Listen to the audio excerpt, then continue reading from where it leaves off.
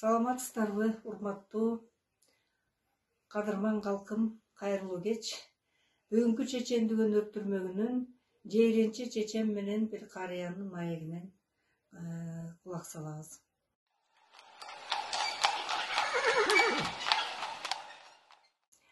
Аттан түшүп жайланышып отургандан кийин бир карыя жээренчи чеченден сурайт дейт. Агып жаткан суу, асман тиреген тоо, ааламды нур бөлөгөн күн өлөбү дейт.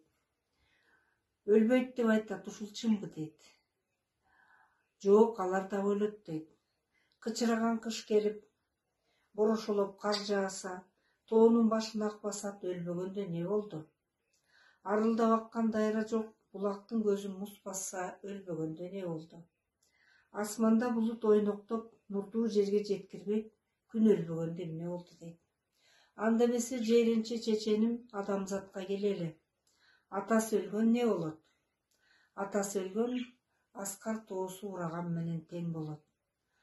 Сакалың куудай агартып, төрүңдө атаң отурса, аскар тоо болбогондо эмне дейт. Энеси өлгөн не болот, чеченим? Энеси өлгөн элин жоо чаап кеткен менен тең болот дейт. А баласы өлгөн не болот деген суроого, өзөгүн өрт жалган менен тең болот.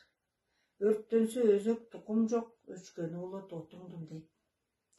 Анда эмесе чеченим акыркы суроомду берейин, аял өлгөн не болот дегенде, атамдын көрү кандай кылайын, аялыман айрылган турбаймынбы?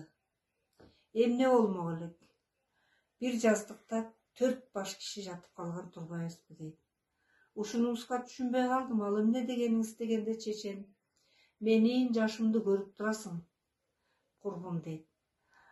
Мага эмне дейт, күйөөсү өлгөн жесир жолугат дейт.